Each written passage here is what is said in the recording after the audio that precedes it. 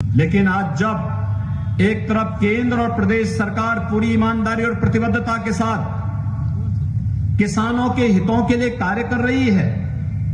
तब कुछ निहित स्वार्थी तत्व किसान बंधुओं के कंधों पर बंदूक रख करके वह अनावश्यक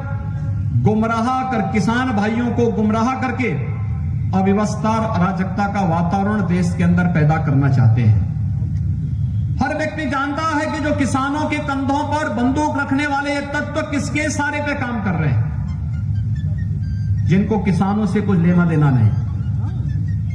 जिन्हें जब सत्ता में रहने का अवसर प्राप्त हुआ तब उन्होंने किसानों के हित के लिए कोई कार्य नहीं किया, न मृदा परीक्षण का कार्य किया, न कोई उनके लिए फसल बीमा की सुरक्षा की योजना लाई गई, न कोई किसानों के लिए कृषि सिंचाई की योजना उनके समय में आई थी,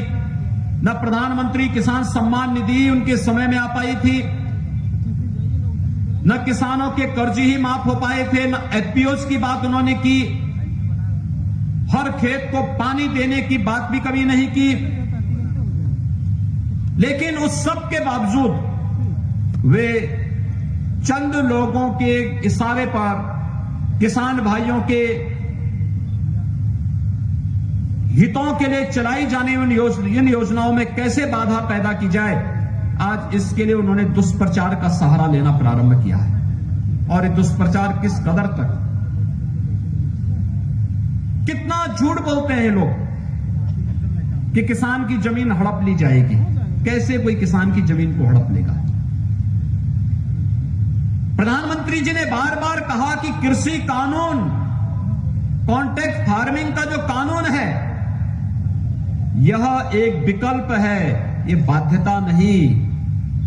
विकल्प इस बात को लेकर के किसान को अगर फसल की गारंटी की सुविधा फसल पैदा होने के पहले मिल जाती है और उसको एमएसपी से ज्यादा लाभ, मार्केट से ज्यादा लाभ अगर कोई देता है, तो किसान को अपनी उपज को देश के अंदर कहीं भी बेचने की पूरी स्वतंत्रता मिलनी चाहिए और मुनाफा कमाने का अधिकार किसान को होना ही चाहिए, किसान को मुनाफा मिलना ही चाहिए। लेकिन ये लोग किसान को मुनाफा नहीं कमाने देना चाहते। जो इन लोगों की प्रवृत्ति रही है, मुनाफा स्वयं कमाएंगे और कर्ज के नीचे किसान को दबाएंगे, और वही गुमराह करने वाले तत्व आज किसान बंधुओं के कंधों पर बंदूक रख करके निशाना साधने का कार्य कर रहे हैं। कितना झूठ बोलते हैं लोग कि मंडियां बंद हो जाएंगी। मंडियां बंद नहीं होंगी, बल्कि मंडियां एक स्वस्थ प्रतिस्पर्धा के लिए खड़ी हो रही हैं। ये कार्यक्रम इसलिए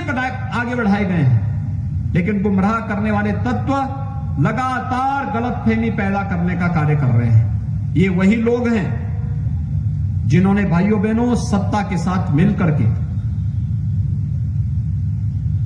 पूर्वी उत्तर प्रदेश की आजीविका का आधार और किसानों के जीवन में व्यापक परिवर्तन करने के जो माध्यम थे, यहां की चीनी मिलों को बंद करने का कार्य किया।